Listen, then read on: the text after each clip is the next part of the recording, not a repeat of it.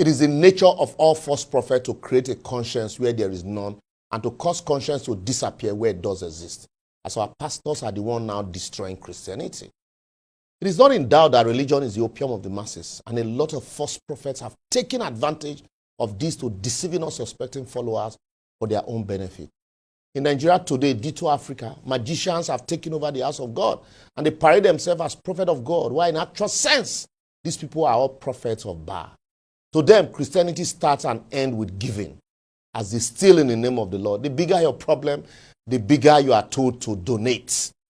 Challenge God and see if he will not offload his blessings upon you, they say. Yet, you never even feel challenge common government when they steal your money every day, but they tell you to challenge God. You believe them, you believe you can believe anything. Wise up upon a scam. Beware of false prophets who come to you in sheep clothing, but inwardly and ravaging wolf. That's what the Bible says. What God cannot do does not exist. And a lie. There are billions of things God cannot do. God gave you a brain, he cannot do the thinking for you. For most of them, religion is nothing more than a substitute for malfunctioning brain. So that's why they remove your ability to do critical thinking and create fear around you, then say miracle to you. That fear, the key that unlocks the pocket of the rich and the poor and gullible.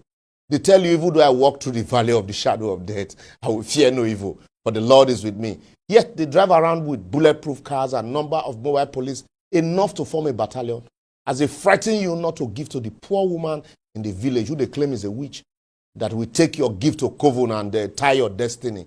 So rather bring it to the church so that the pastor will lay hand on it and before he gives it away. All on a job. That's 419 mentality. They would raise sword against anyone that preaches against tithe and offering, or first fruit, or taxes that they collect, even if that person is a true Christian or one of them. That's why everything to them starts and ends with donation. Let 20 people come out to give 1 million naira. After that 1 million, they go still reach 100 naira and 5 naira, stealing from both the rich and the poor. The church and pastors want money, they turn to members. But members want money, they are told to turn to God. Why is your brethren? God is not after your money, but your salvation. For these pastors have fleeced more people of their hard-earned money and made more people poor and depressed than they have actually saved people. They are quick to shout Malachi 3:10, but we never point you to Deuteronomy 14:22-29, where the law of tithing was actually established and you were instructed to eat your tithe. That is why they celebrate the fraudulent, the corrupt, the wealthy than the meek and the righteous. They claim to be modern-day Levi, but they forget that Levi is a tribe in Israel, and yet are not a calling. So show me a Levi, and I will give you my tithe. So why they not call you into Tinubu or Bill Gates or Elon Musk family? Only thief masquerading as chief. Instead of a place of worship, they have turned the church into a gathering where the best of cars, clothing, and materialistic things are showcased. Comic reliefs are entertained because of the hollowness and lack of godliness in these places.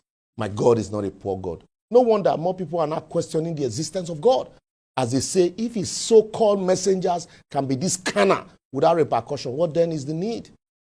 Some of the pastors claim to even drink tea with God and stop natural weather in foreign countries for months. Yet they no fee even stop the scorching sun that is burning people here even when light no day. Some claim to raise more people from the dead. Yet bad roads and non-availability of infrastructure is killing their church members daily. And they never feel even raise them. Church members, they forbid to raise from the dead.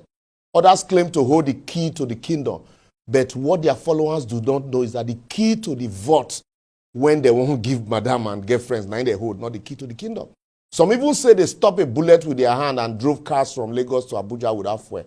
They collect money from you to build schools, yet you can't afford to send your children there because of exorbitant fee. They promise you, they ask you to invest in the heaven, but are quickly collecting their return on investment here on earth. They tell you all sorts of lies in the name of God. And rather than lead people to God, they are actually chasing people away from God, while the few credible ones in church are silent because of mob criticism. Even motivational speakers today call themselves pastors too, as more people are calling God instead of God calling them. And while they criticize politicians in the afternoon, they go to collect tithe and offering from these same politicians in the night. And why you continue to carry your own cross. I will therefore advocate until we begin to judge this so-called God of men, masquerading as men of God, so that we also will be judged. We will continue to have charlatans occupy the pulpit, until they completely eradicate the gospel and replace it with their own thought. True religious leaders must urgently rise up and speak up if they must salvage the already bad situation. To return to higher standard of living, the church, CAN, PFN, and all other associations must abandon the so-called prophet and seek new leaders of their own choosing. The government on its own owes it a duty to the society to create sanity and must establish laws to limit the proliferation of religious centers, all in the name of winning souls, while they are actually destroying souls. If you like, insult me from now to today. It will not stop me from calling out your pastors. So, well, let me listen to your insults on our comment section in all our social media platforms showing on your screen. And for those who share the same sentiment with me, please feel free to share. We can collectively sanitize these birds, chase this ballhead out of the yard. For if we remove tithe, offering, first fruit, and all revenue collection from most of these churches, they will fold up on their own. Remember, in prosperity preaching, only the pastor prospers, while you who is giving remains poor. So borrow yourself a brain.